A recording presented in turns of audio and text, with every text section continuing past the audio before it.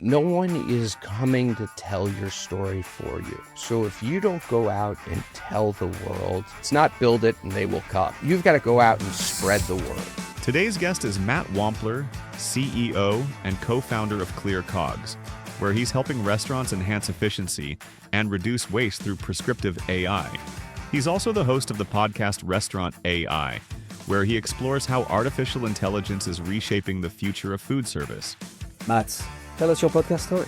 You've got a 20-year-old industry that has really not done a good job of adopting technology. They're behind. We've got this wave of AI coming through, and the podcasts for our industry are kind of limited. The Bear on Amazon Prime, it's a fantastic series. I had to turn that off. I mean, it was like PTSD. That was literally my story. Like, all hell broke loose. Podcasts, if you're not passionate about it, it's going to fall flat and it's going to be a waste of time. There is something about being rewarded that makes you be on your A game. I had 5 people in companies, some of which are multi-billion-dollar companies, reaching out just last week to be on. That's insane. What's the biggest challenge that you faced doing the podcast? And how did you walk around it? I would say the biggest roadblock I encountered was... Welcome to the Consulting Leaders Podcast, where we talk about the business of consulting. Whether you're looking to grow your practice or learn from the stories of leaders in consulting, you're in the right place. I'm your host, Guillaume Jouvencel, ex-PwC and co-founder of GHA Marketing. Join me as I interview the best consultants in their niche. Let's get on with the show. Matt, tell me about your podcast, please. Well, first off, Guillaume, I'm excited to be on here today. I mean, I feel like I'm on the inception version of podcast. It's a podcast within a podcast, I assume, listened to by podcasters. Happy to have you, man. Thanks for coming. Absolutely. I'm sorry, what was your actual question? Since we are in the Podcastception podcast, tell us your podcast story. I had never done podcasts prior to starting ClearCOGS. As part of our marketing, we started going on podcasts. It ended up being good for, brand reputation, getting leads, and ultimately, I kind of fell in love with it. I've enjoyed this entire podcasting experience. So I think maybe 6 months ago, we finally greenlit our own podcast. So I host the Restaurant AI podcast. Very niche, but, ties into what we do in the restaurant world. Already a gazillion things I want to follow up on, which is absolutely perfect. So first thing, can you tell us a bit about your company, about ClearCOGS? What is that? Yeah, so I started off in the restaurant industry, owner-operator for almost a decade. One of the things you find out running a restaurant is it's a lot of guesswork. You had to have kind of the feel of the restaurant to know what to prep and order. Most people are really just using Excel spreadsheets and guessing. We started ClearCOGS because we fundamentally believed that restaurants would operate smoother and more profitably if they knew the future in advance. So fundamentally, we're a demand forecasting company. We help restaurants determine how much food to order, how much food to prep, and how much staff to have on hand each day. I love this. So is it an ERP for restaurants? It's not. So we are something you add on top of your ERP. Think of your resource planning. It's like a system of record, right? It's super reliable. It tells you what happened in the past. We do probabilistic time series forecasting, a niche of machine learning that really focuses on what is going to happen next. And so we work with a lot of those ERP platforms and POSs, all to be able to service our customers better. POS, point of sales, for people listening to us, unless that's wrong. Matt, please catch me. Well, since you're from France, I'd say POS. Everyone in Europe, it's your POS. Music to my ears. Okay, so ClearCOGS, that's what you do. That makes a lot of sense. I mean, the only knowledge I have about how to run a restaurant is from The Bear on Amazon Prime. Totally fantastic series. 100% recommend it. I watched the first episode. I had to turn it off 3 times. I mean, it was like PTSD.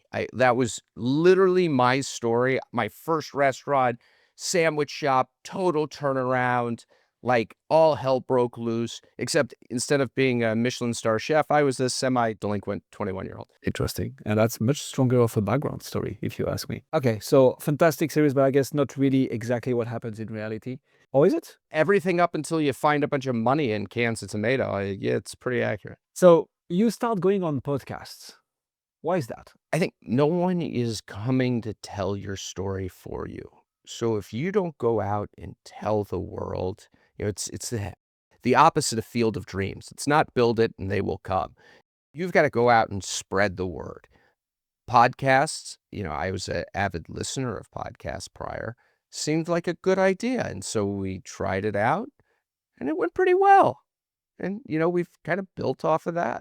No one is coming to tell your story for you. You know that I just grabbed my pen and my notebook to note it down because that might be the headline of my next LinkedIn post. Credit to Sean Walchef. That's his quote that I like to steal. Here we go. Noting that as well. I'm going to say it's a quote from Matt, who quoted Sean Walchef. Cool. So nobody is going to tell your story for you. So you go on other people's podcasts. Why this medium, right? You could go and try to be on TV. You could go in like restaurants, magazines. I'm sure there are plenty.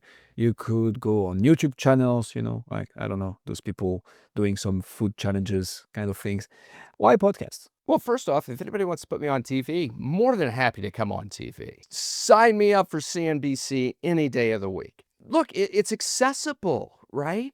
I don't have to go write a research paper or, an editorial, which is a lot of time. And, I'm highly dyslexic, so I also just don't like to write.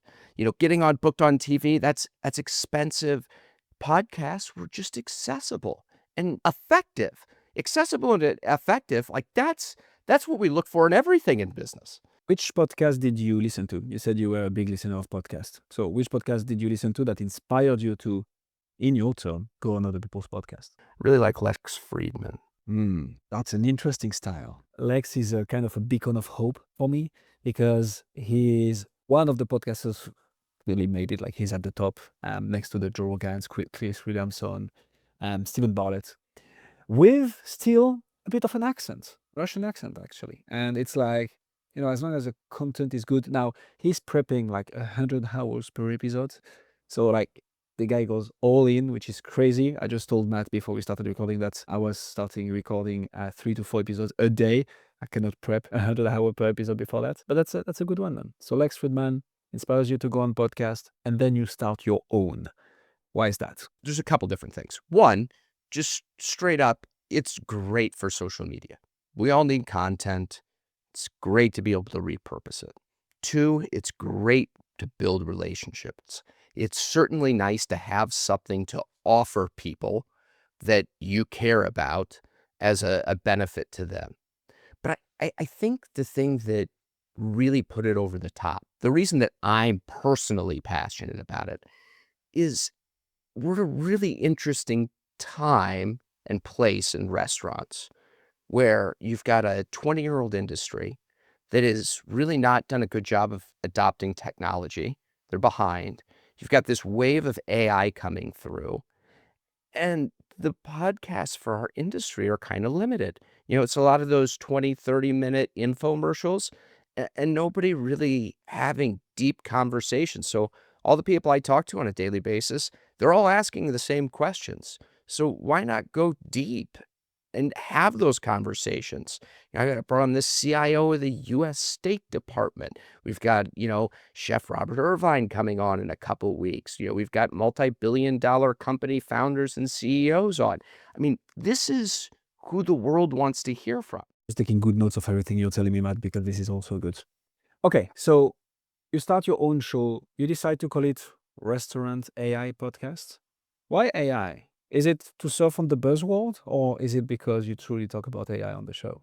We really truly talk about AI. So I tend to be a fan of niches. I almost view this as like an SEO play.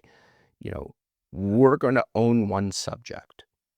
And the thesis of the podcast is really, you can take 3 different individuals with 3 different backgrounds, talk about the exact same subject, and they will have such different perspectives on it. So, we bring in the capital allocators that are funding the technologies of tomorrow, the people that are building those technologies, and the restaurants that are using those technologies, all to kind of coalesce and follow this wave of innovation that's changing every month or quarter. Why do you do it? What's the point of hosting the Restaurant AI podcast? Is it to talk to those big people? Is it to double down on the fact that you can extract content to do social media? Is it to get listened to by potential clients? What's the why? First off, there's not just one thing. It's a yes to all of those. But the why really comes down to passion. Do I want to do this? Right? Is this where I want to spend my time? Because if you're not passionate about it, it's going to fall flat and it's going to be a waste of time. And again, the reason I'm so passionate about it is people weren't having this conversation. I mean, this didn't exist. There was this massive hole for long form content going really deep on a niche subject that is talked about in every boardroom. If you're looking to bring in voice AI in your restaurant and you want to listen to a podcast on it, I want you to have an hour and a half deep dive where you can really understand the subject. I love that. So educating the audience even before they potentially come to you for help, right? You do that in a way that gets discoverability optimized by putting the right keywords in your podcast, restaurants, AI. And you mentioned that you were interviewing multiple people at the same time. Can you tell me more about that? No, I'm not. It's one-on-one interviews. Okay, it's one-on-one interviews. Cool. And so you bring on those expert guests and they help you get access to a broader audience, but break down topics around AI in restaurants. What's the biggest challenge that you faced doing the podcast? Like you started it 6 months ago, I believe you mentioned. What's the biggest roadblock that you've encountered and how did you walk around it? Biggest roadblock I encountered was getting the team internally to buy into the idea. Interesting. Why is that, you think? Look, it's a chunk of my time, and time is valuable, especially in an early stage startup. You've got so many things that you're juggling. Not only just the time, but hey, you're gonna go get recorded for hours. Are you gonna say the wrong thing? Is that gonna be detrimental to the brand? Or is this something we're gonna have to maintain forever? There's a lot of uncertainty. You know about being detrimental to the brand. The reason I'm asking this is you look at the big creators. I don't know if you follow Alex Hormozy. They go more and more into live streaming because they want to double down on authenticity. Now, when you live stream, obviously there is this thing that you can have hiccups and you can make mistakes that gets broadcasters right away.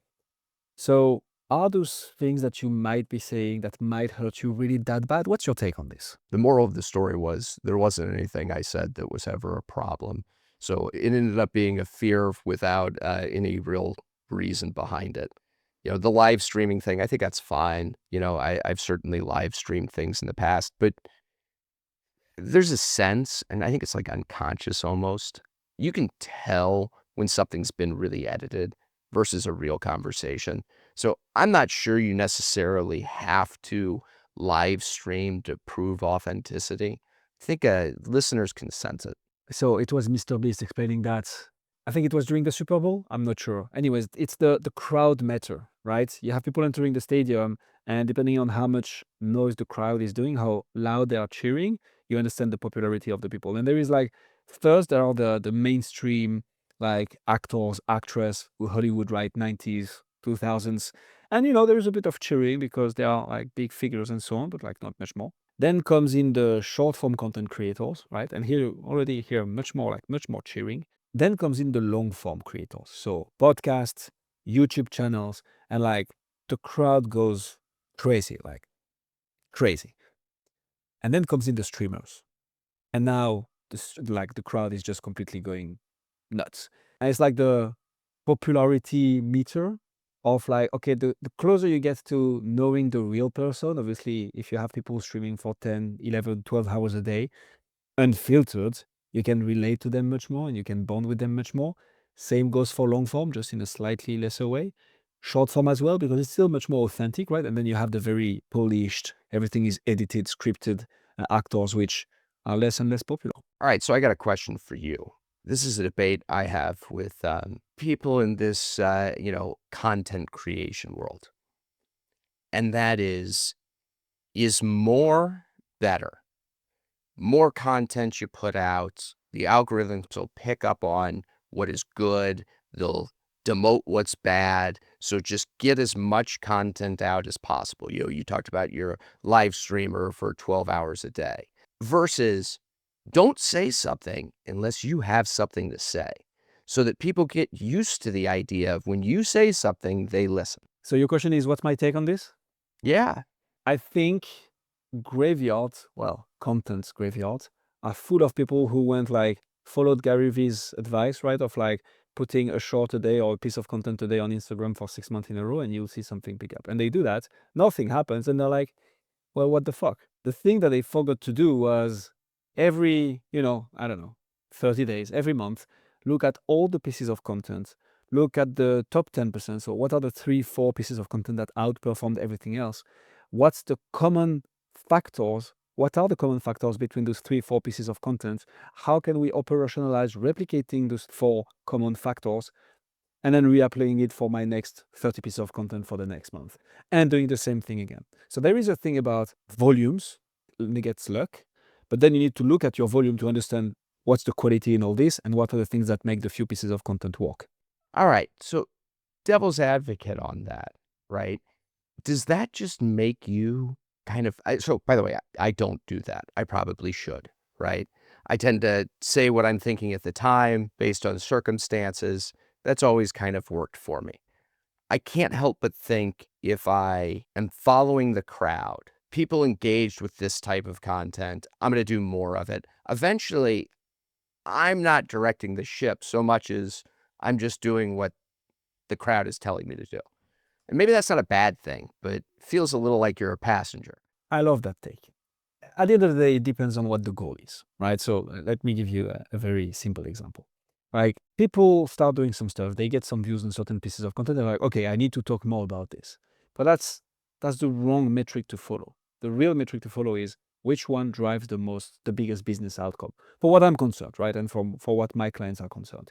Like if you're an entertainer, you want as many views as possible because you're paid per click anyways. I mean, you're paid per 1,000 downloads or whatever. And there you want as many views as possible. But you get paid very little per view, which is why you need such a large amount. When you're in a very niche market, like you are, restaurant AI, you don't really care getting millions of views if those are people who do not operate restaurants and who they are like, I don't know, selling shoes, although they might learn a thing or two. So yeah, there is something wrong about chasing the vanity metrics for sure. Now, the thing that we do in all our content, long and short, is we're going to look at what works the best and then we're going to do it again because people will forget.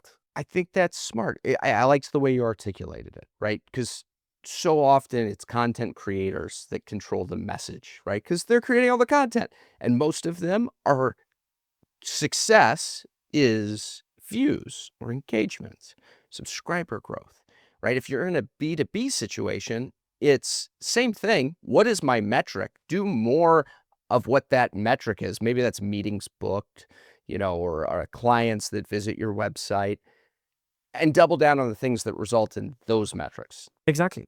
So maybe back to you then, Matt. What are your KPIs for your podcast? Like, how do you measure success with your show? I'm sitting here thinking that as we're talking, I probably need a better metric. So it's a great question. I can tell you what I do right now. Yeah, go for it. Under the thought process that this is a very niche audience that I'm going after.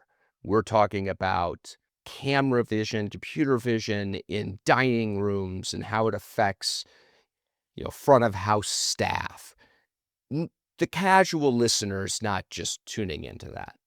So the metric I look at most is what is the listen duration? How long? How many people make it through a 90-minute podcast? Is that it? Or is there something more? Do you just want people to complete the episode or do you want people to take action afterwards? That's why I said I need a better metric. The only other thing I'm looking at is how many people listened and how many people made it to the end. Because how many people listen means I'm getting the right topic, and how many people make it to the end means I made engaging content. And anybody that wants to sit there and listen to something that technical and that specific to restaurants is either somebody we might want to partner with or somebody we might want to sell to. I don't think it's the perfect. What should I be doing? What should be my metric be? Educate me. I love that. Okay, so that's not something I usually do on the podcast, Matt, but I will because you ask, and I love this stuff anyways. So let's put it like this. I'm gonna try to put it in a way of like not what we do at GH Marketing, but what could be useful for the most people. So the first thing is obviously clearly defining the goal, right? with a podcast, and it also, I guess, depends on the size of your company, you might want to achieve different things. Some people will just be about, okay, I want to talk to as many people as possible that are relevant to my niche because I will build a network. I will start introducing guests to each other. I will play on the network effect. I don't actually even care if the podcast gets downloaded or not.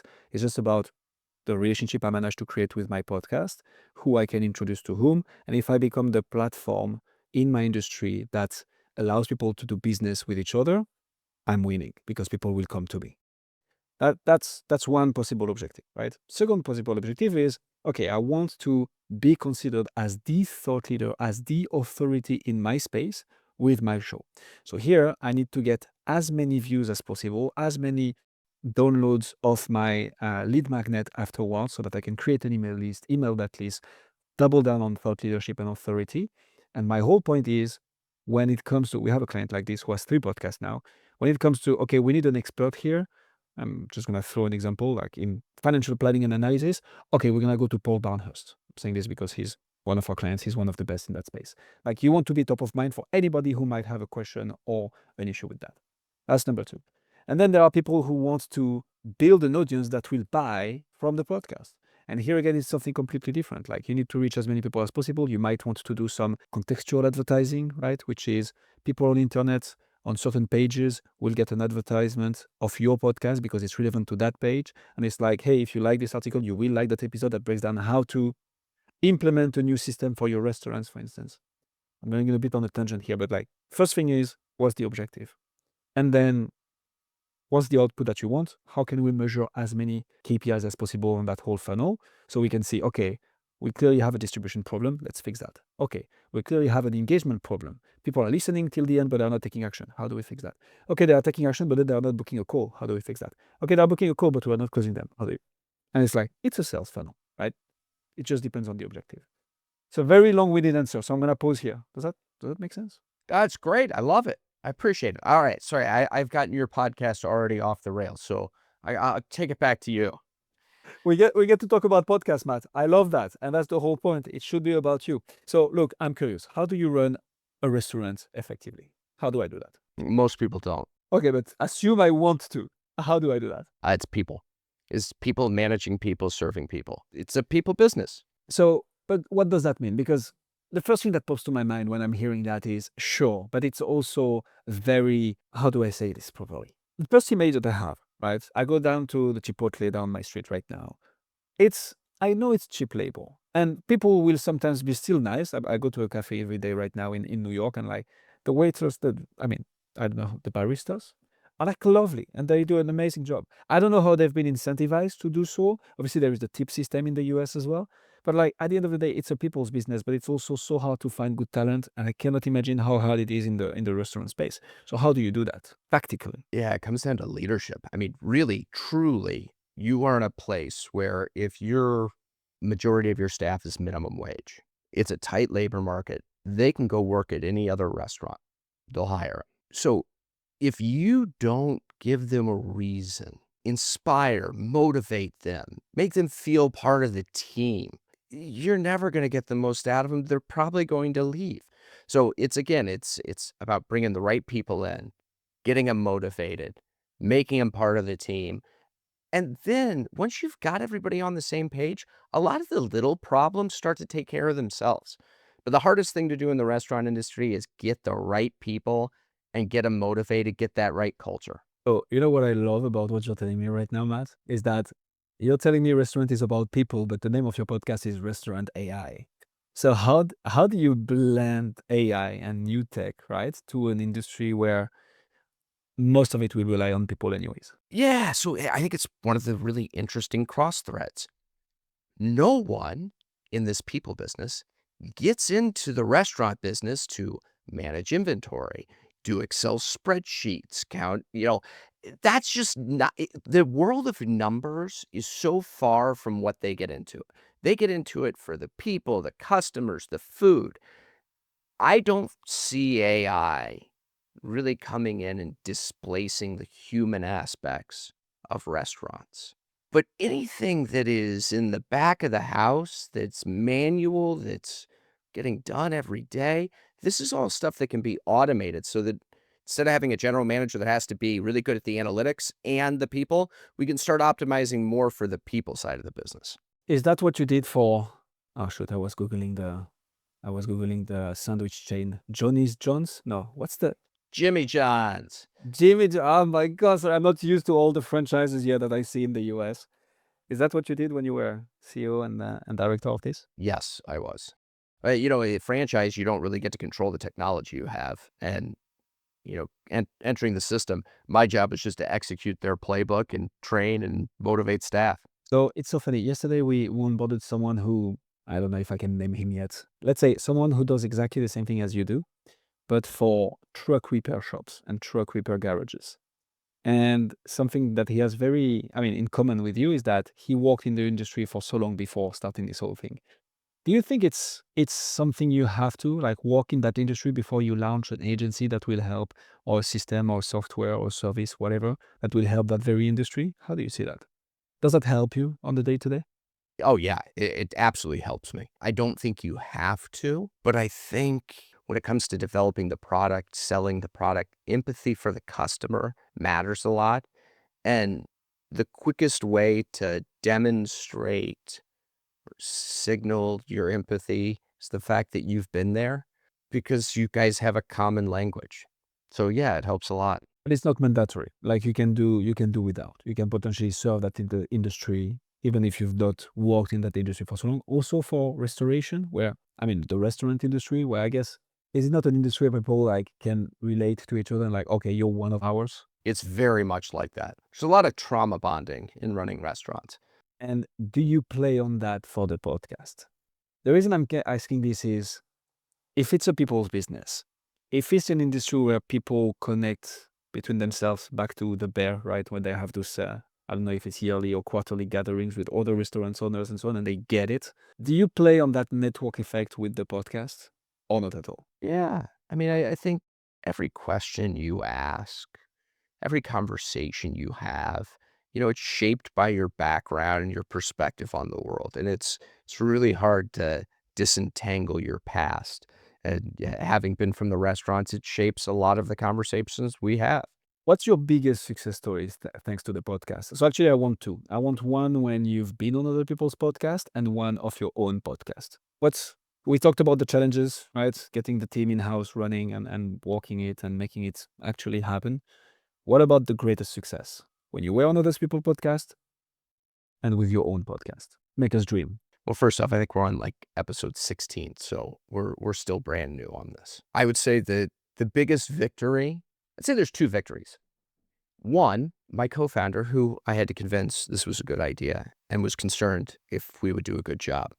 It was at an event in Dallas, Texas, and some stranger walked up and saw ClearCOGS and was like, I listened to your co-founder's podcast. It's amazing.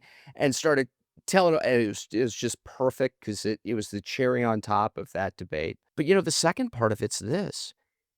I had 5 people in companies that are larger, more successful, some of which are multi-billion-dollar companies, reaching out just last week to be on. These are relationships that 6 months ago, I don't think I could have gotten the person on a call, and now I get to go spend 90 minutes deep diving into their brain and getting to understand what they're doing. That's insane. That sweet taste when people come to you at conferences and be like, oh, are you the host of Restaurant AI? Or like, hey, Matt, love the podcast. That's where we decided to make the move with Usam. It's where we launched a very amateur podcast in corporate treasury, which is now the #1 podcast in the space for 2 years in a row.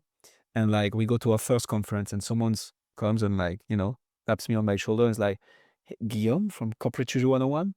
And like anybody listening to us right now, especially if you go to conferences, the power of following up with the podcast, like, hey, you should come on the show, but also when you start getting recognized to the conference before you set foot in it because you have a podcast and you have a media. And actually, whether it's podcast or, short form on LinkedIn or YouTube, like, doesn't really matter. A form of content generation that is valuable for the industry, this is where the magic happens. And I'll say this, there is something about being recorded that makes you be on your A game. And if you do it once every week or two, it's a muscle that just gets stronger, gets you better. Like, I look at us as a early stage startup. I'd like to be doing CNBC interviews in a couple years. If you've done this and you've exercised this muscle for years, you crush those interviews. But it gets even harder and harder to jump in the bigger you get. So it's just such a great way to refine how you speak about things. It's muscle memory after all. Matt, something that I love to ask all my guests towards the end of these interviews is Jeff Bezos, when he was building Amazon, right? He wasn't trying to guess what was going to be the new thing in 10 years, what's going to be the big disruption, what's going to change in 10 years. He was asking himself, what is true today that will still be true in 10 years? So that if we double down on it right now, we are going to win. And he was like, well, people are still going to want large amount of choices and ideally cheap. They're still going to want fast shipping, and they're still going to want great customer service. And he only talks about customer service. And well, he doubled down on those three things, and Amazon is what it is today. What would it be for podcasts? Like, what is true right now in podcasts that you've experienced with your 16 episodes that you feel will still be true in 10 years that we should double down on?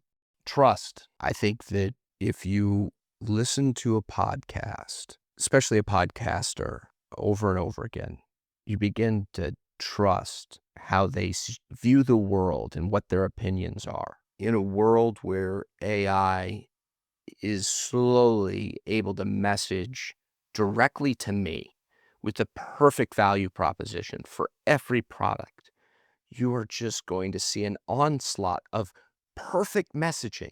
And all of a sudden, you are almost back to like the 1950s where you're asking your next door neighbor, like, what lawnmower should I buy? Because every lawnmower is positioned perfectly. So I think we turn to podcasts to get informed from people we trust. I think that trust is going to not only maintain the same, but it's going to grow. I like that. And back to our conversation around those people cheering in the stadium, right? I don't know if it's really about trust in that scenario, but it's about authenticity. And like, do you believe the person you have in front of you is the same one that you know from online, and establishing that trust? And when you see people doing launches of products that make millions, if not dozens, if not hundreds of millions, because they've been following your content for so long form, with as little editing as possible, this is where the magic happens. Matt, if people want to find out more about you or what you do, where should they go? Yeah, go to clearcogs.com, hit me up on LinkedIn, any of the social media channels. If you're a restaurant that happens to want to listen to a podcast about podcasts, and you're on Toast, you can go activate us on the Toast Marketplace. You have at least earned one connection from this interview, Matt, because I'm adding you right now on LinkedIn. On our side, we'll put all the links in the description. Matt, thank you so much for coming on the show. Thanks for having me. Thanks for joining us on this episode of the Consulting Leaders Podcast. We hope you learned valuable lessons on how to grow your practice and take your business to the next level. Make sure to subscribe and leave us a review wherever you're listening to this show so you never miss an episode. To apply and be a guest on the show, click the link in the description. See you next time.